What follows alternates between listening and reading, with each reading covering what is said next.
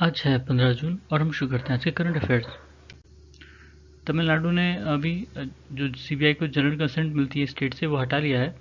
CBI 1963 में बनी थी एक रेजोल्यूशन से, होम मिनिस्ट्री के रेजोल्यूशन से, और अभी ये मिनिस्ट्री ऑफ पर्सनल पेंशन और पब्लिक ग्रीवेंस के अंडर में काम करती है।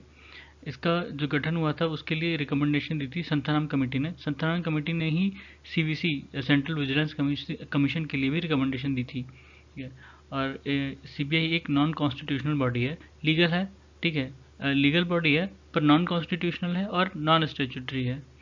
और इसको जो पावर मिलती है वो Delhi special police establishment act से मिलती है। 1946 में ये एक्ट बना था, आज़ादी के पहले का एक्ट है। ठीक है। और इसी एक्ट में बताया गया कि सेंट्रल गवर्नमेंट जो है वो डायरेक्ट कर सकती है सीबीआई को कोई भी केस प्रोव करने को, किसी भी स्टेट का हो। ठीक है। और सुप्रीम कोर्ट और हाई कोर्ट भी सीबीआई को कोई भी केस इन्वेस्टिगेट करने को कह सकते हैं उस स्टेट में भी जहां पर इनको जनरल कंसेंट नहीं मिला है। सीबीआई को दो तरह की कंसेंट दी जाती है, एक जनरल और एक स्पेसिफिक। जनरल कंसेंट मिलने के बाद उनको बार बार परमिशन नहीं मांगनी पड़ती कि हम स्टेट में जाएं और वहाँ इन्वेस्टिगेट करें। लेकिन स्पेसिफिक कंसेंट में उनको स्पेसिफिक केस के लिए कंसेंट मांगना पड़ता है उस स्टेट से, और वो उसी स्पेसिफिक केस को ही इन्वेस्टिगेट कर सकते हैं। और परमिशन नहीं मिलती तो नहीं कर सकते हैं। इस समय कई सारे स्टेट हैं जिन्होंने जनरल कंसेंट हटा ली है, जैसे अभी तमिलनाडु का केस है, उसके पहले Mizoram, West Bengal, Chhattisgarh, Rajasthan, Maharashtra, Kerala, Jharkhand, Punjab, Meghalaya. Central government ने ओपन मार्केट सेल स्कीम को अभी बंद कर दिया है। ये जो ओपन मार्केट सेल स्कीम थी ये फूड कॉरपोरेशन ऑफ इंडिया द्वारा जो सरप्लस व्हीट और राइस उनके पास पड़े होते हैं उनकी ई ऑक्शनिंग के लिए इसको चलाया गया था। इसका उद्देश्य था कि जो ग्रेन पड़े हैं, फूड ग्रेन पड़े हैं, उनको ओपन मार्केट में बेचा जाए। इसमें जो एक्सचेंज एजेंसीज होती थी, मतलब जो ये कम्युनिटी एक्सचेंज होती थी उसके थ्रू उनको बेचा जाता था। इसमें स्टेट भी पार्टिसिपेट कर सकते थे अगर उन्हें कोई किसी चीज़ की ज़रूरत है तो।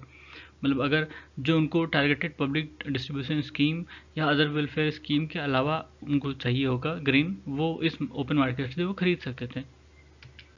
Food corporation of India statutory body है 1965 में। फूड कॉरपोरेशन एक्ट 1964 के तहत बनी थी और उस समय बहुत ज़्यादा शॉर्टेज था ग्रेन का, तो ये बनाया गया था। और ये ministry of consumer affairs, food and public distribution के अंडर में आती है। इसका हेडक्वार्टर नई दिल्ली में है। सेबी एक नया इंटरमीडियरी बना रहा है, एग्जीक्यूशन ओनली प्लेटफॉर्म। ये वो प्लेटफॉर्म्स हैं जो फैसिलिटेट करेंगे ट्रांजैक्शन को, और जैसे सब्सक्रिप्शन, रिडम्पशन या स्विच ट्रांजैक्शन वगैरह को जो म्यूचुअल फंड स्कीम से होते हैं उनको ये फैसिलिटेट करेंगे ऑनलाइन या डिजिटल प्लेटफॉर्म के थ्रू। और इनको ऑपरेट करने के लिए इनको रजिस्ट्रेशन कराना पड़ेगा, चाहे वो सेबी से या association of mutual fund of India के थ्रू।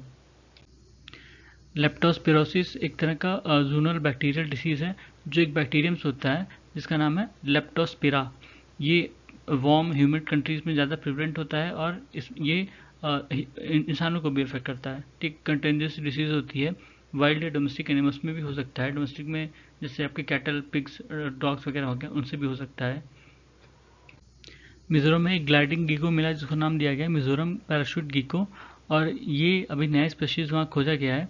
और गीको स्पेशीज़ में 14वां ऐसा स्पेशीज़ है जो ऐसे उड़ सकता है। उड़ना उड़ना मतलब ये जब फ्लाइट लेता है तो अपनी स्किन को ऐसे फैला देता है, लगता है कि पैराशूट की तरह नीचे आ रहा है। गोल्डन जैकॉल या कॉमन जैकॉल, अपने इसको सीआर कहते हैं, ये वही हैं। ठीक है। IUCN की रेड लिस्ट में इनको लीस्ट कंसर्न कैटेगरी में रखा गया है और अपने यहाँ वाइल्ड लाइफ प्रोटेक्शन एक्ट में इनको शेड्यूल 2 में रखा गया है। ये नॉर्थ और ईस्ट अफ्रीका में पाए जाते हैं, इनमें यूरोप और साउथ एशिया में भी पाए जाते हैं, इंक्लूडिंग बर्मा। बर्मा यानी Myanmar. United Nation piece keeper force के जो लोग वीरगति प्राप्त कर चुके हैं उनके लिए मेमोरियल वॉल बनाई जा रही है। इसके लिए रेजोल्यूशन पास किया गया था UNGA में, और इसको इंट्रोड्यूस किया था इंडिया ने। इंडिया के साथ और भी कंट्रीज थी, जैसे 18 कंट्रीज मानी जाती हैं, और टोटल करीब 190 UN मेंबर्स ने इसका समर्थन किया है।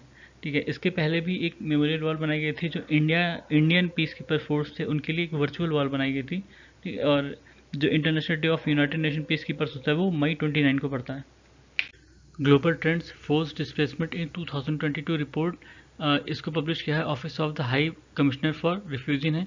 इसमें उन्होंने बताया कि 2021 की तुलना में 2022 में 21% ज़्यादा लोगों ने अपना घर छोड़ा और करीब 108.4 मिलियन लोगों को अपना घर छोड़ना पड़ा, जिसमें से 30% बच्चे हैं। और रिफ्यूजी के रूप में जितने लोगों ने अपना घर छोड़ा उसमें सबसे ज़्यादा यूक्रेन के लोग हैं। और क्लाइमेट डिजास्टर के कारण भी लोगों को अपना घर छोड़ना पड़ा है। United nation high commissioner for refugee, ये यूएन रिफ्यूजी एजेंसी है और ये 1951 कन्वेंशन और 1967 प्रोटोकॉल की गार्जियन भी है। इंडिया इन दोनों का ही मेंबर नहीं है, ना इस कन्वेंशन का और ना इस प्रोटोकॉल का।